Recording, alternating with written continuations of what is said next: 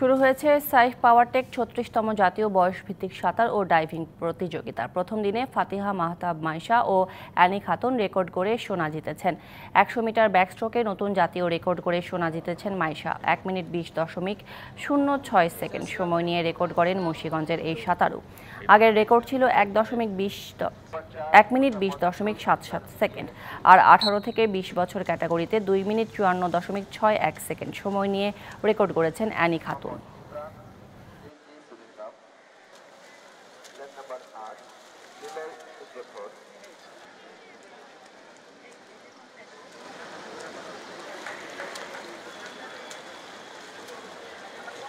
এই ফেডারেশনের মাননীয় সভাপতি এবং